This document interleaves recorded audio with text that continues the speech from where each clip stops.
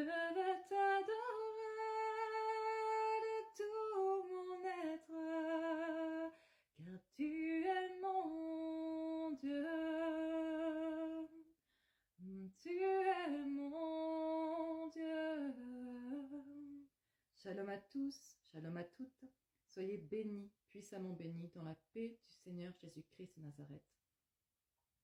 Bon, je ne suis pas venue depuis un certain temps sur cette plateforme et j'ai eu besoin de prendre un temps seul avec le Seigneur. Mais chaque bonne chose a une fin et j'ai décidé de revenir. Voilà, parce que vous me manquez. Ce matin, je viens avec un message simple. Tout simplement. Encore avec une des stratégies du monde des ténèbres pour pouvoir empoisonner ta relation avec Dieu et pour empoisonner ta vie tout court. On a tous et toutes, dans nos sociétés modernes, malheureusement, c'est très commun, vécu ou été en relation avec des personnes nocives, des personnes toxiques, des personnes manipulatrices ou dites perverses narcissiques. Bon, je sais que c'est un terme à la mode, mais bon, on a tous plus ou moins vécu ça, malheureusement. Et on dit que la stratégie du diable, c'est de faire croire qu'il n'existe pas. Et j'ai envie de te dire ce matin, une des stratégies de Satan, malheureusement, c'est de te faire croire qu'il t'aime et que son choix est le meilleur pour toi. Je t'explique. Avec Dieu, on a le choix de l'obéissance à sa parole pour vivre. Voilà, l'obéissance. La Bible, c'est une histoire d'amour et une histoire d'abnégation du soi, une histoire d'obéissance. J'ai envie de te dire, il y a une phrase qui m'est venue il y a peu. L'enfer, c'est rien n'existe à part moi. Le ciel, c'est rien n'existe à part Dieu, en dehors de Dieu. Voilà, donc essayez de méditer un peu dessus ou de développer. Je ne vais pas m'écarter du sujet. Bref, donc Satan veut nous faire croire qu'en fait, il nous aime. Donc quand on est en relation avec quelqu'un de toxique, la personne va nous faire croire qu'elle nous aime. Et la personne est là tout simplement pour nous détruire. Chaque personne qui a été en contact avec un manipulateur va finir par avoir une dépression, des addictions, des tentatives de suicide.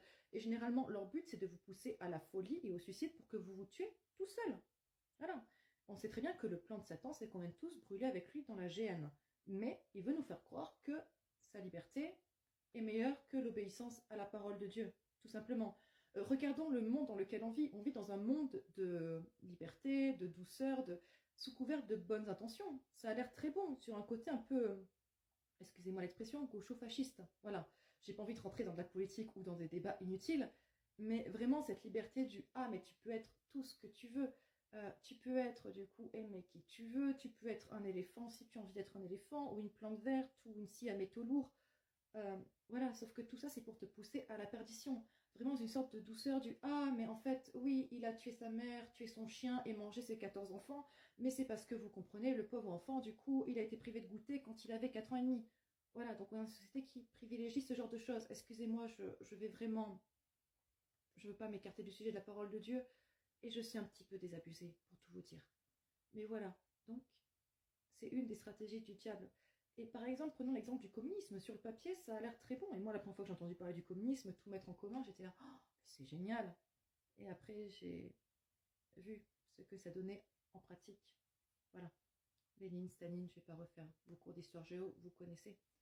Donc vraiment, une des stratégies du diable, c'est de vous présenter une alternative qui a l'air d'être bonne pour vous, qui a l'air d'être même douce pour vous. Il peut même être doux, ce genre de personnes, du coup, qui sont malheureusement influencées souvent par des esprits impurs, vont être très doux au début. Très, voilà, c'est sucré, c'est sympa, c'est sucré comme le péché, c'est doux, c'est très doux. Mais c'est là pour votre destruction et pour votre perdition. Et ces personnes-là, elles-mêmes, sont influencées par des démons. Ce qu'il faut savoir aussi, c'est que, bon, on est tous, toute la population est plus ou moins possédée par des esprits impurs. Même les personnes converties. Le côté du « Ah, mais je suis chrétien, je suis chrétienne, je n'ai aucun problème de possession, aucun problème d'identité, tout va très bien chez moi. » Non. Si tu arrêtes de chercher ta délivrance, j'ai envie de te dire, c'est la mort. Voilà. On a tous, en fait, tout le long de notre vie, on n'est pas encore au ciel, on n'est pas encore arrivé. Et on est tous susceptibles de tomber dans le péché, on est tous susceptibles du coup d'avoir des attaques de l'ennemi, de recevoir des flèches. Et toute personne qui va être amenée à travailler pour Dieu, le sait très bien. On ne part pas évangéliser sans se prendre une ou deux flèches dans la figure. On ne part pas intercéder pour quelqu'un sans se prendre des flèches de l'ennemi. Et si on arrête de lutter, si on arrête de chercher notre délivrance, autant se coucher et mourir. Donc j'ai envie de te dire, n'arrête pas d'essayer de chercher ta délivrance, n'arrête pas de jeûner, n'arrête pas de prier, n'arrête pas d'intercéder, n'arrête pas de chercher la face de Dieu ni de méditer. Voilà, c'est important. Et on est aussi dans une période très particulière, donc écrite en Matthieu 25, et ça avant de partir voilà, dans mon temps de retraite.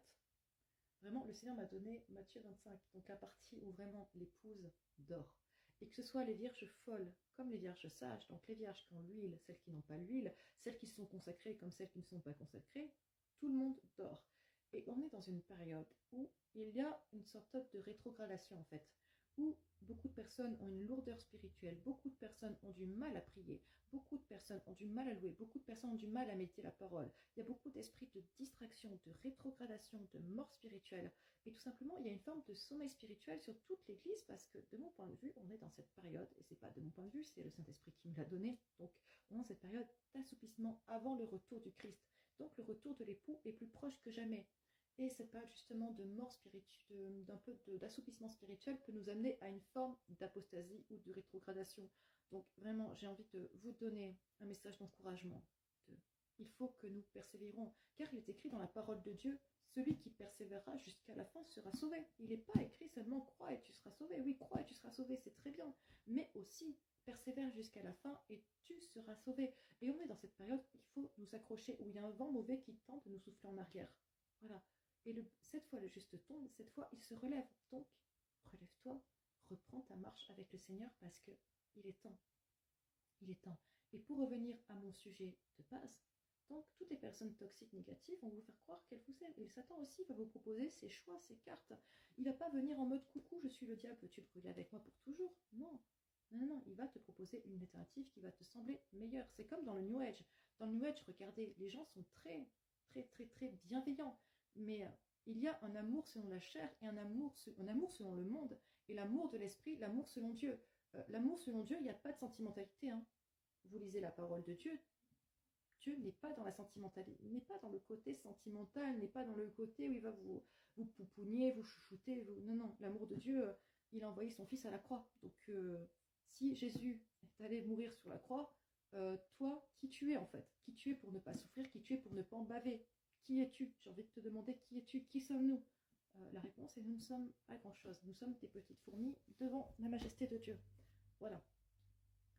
Donc, vraiment, il faut qu'on se repositionne dans nos choix en fait, dans notre choix, qu'on renouvelle notre alliance, notre engagement vis-à-vis de Dieu et qu'on ne se laisse pas éblouir par les stratégies de l'ennemi qui veut nous faire croire que en fait c'est comme un hameçon qui est tendu et si on mord, ben, ça va être compliqué de revenir, ça va être très compliqué. Maintenant, Père, je prie que chaque personne qui retombe sur cette vidéo, chaque personne qui est tombée dans le péché, chaque personne qui a rétrogradé, chaque personne qui a pu retourner dans une mort spirituelle, dans le monde, qui manque de cette vie de prière, de cette vie de sanctification, de cette vie de méditation, chaque personne qui a un peu apostasié parce qu'il trouve que suivre ton chemin c'est trop dur.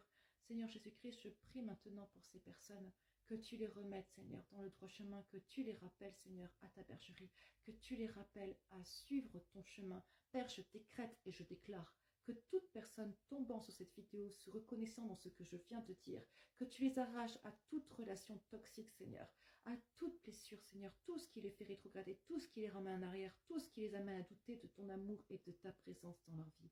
En ton saint nom, j'ai prié. Amen. Soyez bénis. Shalom.